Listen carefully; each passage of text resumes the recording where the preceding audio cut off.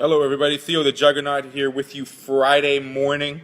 Sorry about Wednesday, a little hiatus, a little hiccup in my world, but we're back on track, we're back on action, we're back in the saddle again. Friday it is. Happy Friday everybody. As we know, we missed a Jets game on Wednesday, but we'll get to that in a second. First, let's start off the Manitoba Moose taking on the Ice Hogs in Illinois, Rockford, Illinois, beating them fantastically in overtime. Thankfully, Eric Comrie decided to play goal, and some boys decided to score. I believe it was a 4-3 finish. Manitoba Moose, fantastic way to finish off the road swing. They're back home now, finally, for a couple of games. Should be fun to see them live in action. December 3rd, actually, their Star Wars night. Should be fun against their opponents. Dress up like Star Wars, Obi-Wan, whoever wants to know. And, yeah, have some fun at the Moose game. They played really good.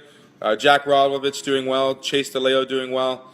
The boys are scoring. The boys are doing well. Like I said, Eric Comrie had a great game, stopped the first six shooters in the shootout to allow the Manitoba Moose the victory.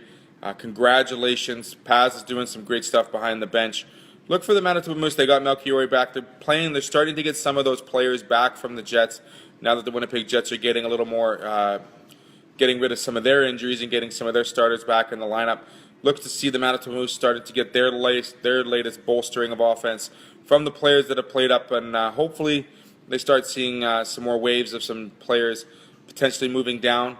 There's been word or there's been discussion of Nick Patan and potentially Kyle Connor moving down to the Moose rankings just to maintain the speed and reintroduce themselves to the importance of playing more. I mean, Kyle Connor's time has definitely gone down. He was a healthy scratch yesterday.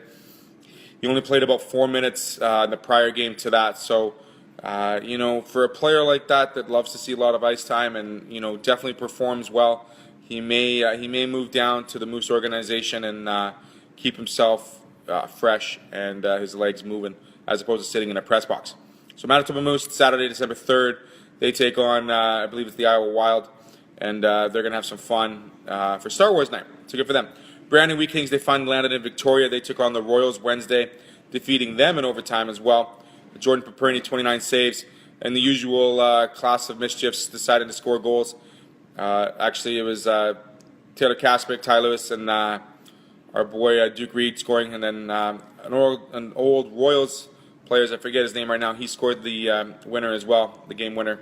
So good for the Brandon Wheat Kings. They did very well. They started off their 16-day road trip. They're now playing Vancouver, the Giants, this weekend. So we've got the Wheaties covered. We've got the Moose covered.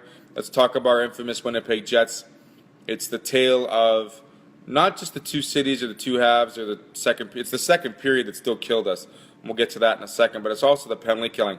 That was a detrimental effect to us last night as the Edmonton Oilers came in and they defeated the Winnipeg Jets, as we know, 6-3. They stopped their 3-game losing streak. They also stopped Winnipeg's 5-game home winning streak. But it was the power play and the penalty kill that killed us. And Edmonton went 3 for 4 on the power play for themselves. And that's just the second period, in a nutshell. The first and second period, man, was Edmonton fast. They were furious. They came in with a bolster. They were always attacking 3 forwards, always 3-on-2s, 3-on-3s. Back check needed to be there, and it was there for the most part.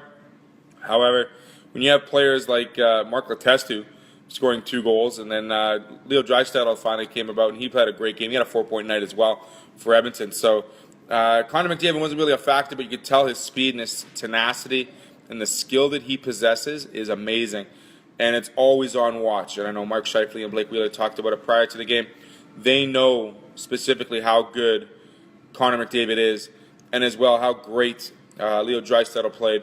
And let's not forget about Milan Lucic. I mean, Milan Lucic, he's got this bad boy attitude. He's got this rough and tumble skin, if you will. But the bottom line is he demands a presence. May not be on the score sheet, but you always have to watch where he is and what he's doing.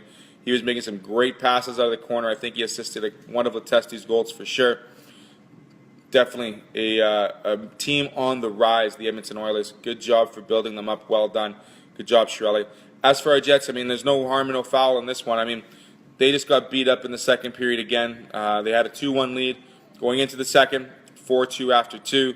And it was lights out after that pretty much, and they scored a couple extras for once Laine scored the third one, then the Oilers put the foot back on the gas pedal, and they scored a couple more. So Forced Hellebuck out of the net. He only had 23 saves. But as for the Jets, they head on the road now. They play two pretty good Central Division opponents in the Blues at home, who are almost perfect at home. I think they're still 9-1 or 10-1. And the Blackhawks are always a threat no matter where they play because they've got the talent, the speed, the defense, and the goaltending. So it's going to be two really tough games for the Jets here Saturday and Sunday. Both 6 o'clock starts, both Central Time. As for what else can I say? I don't know. I mean, definitely would like to see Tyler Myers back in the lineup soon. Toby Enstrom could have used a couple extra days at home maybe. I don't know, he looked kind of lost yesterday.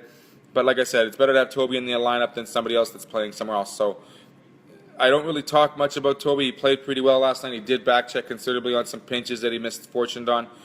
The thing that I like most about Winnipeg is the speed in their attack. But they got to stay out of the box, and they have to stop worrying about making one mistake. They got to get rid of that mistake, wash it out of their brain, say goodbye with it, done with it, don't worry about it. You can't do anything about it now because it's already finished, it's already fixed. So once it's done, it's done. Just don't make it again, and don't make it a second, a third, and a fourth mistake on top of the original one. Paul Maurice has a lot of young kids here to figure out how to keep them disciplined, how to keep them on the narrow path here. But like I said, 5 victories in a row at home stopped. Pretty decent run for the Jets. They got to go on the road now and stop that losing streak on the road against the Blues and against the Hawks. So we'll see what happens here. Have a good weekend, everybody. Theo the Juggernaut.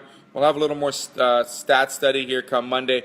We'll look at some more numbers, see if whether or not it's working to the advantage of having these guys back that are in the lineup.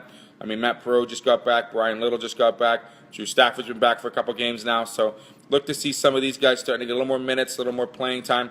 We did see Shuffles go off on the end of the third there.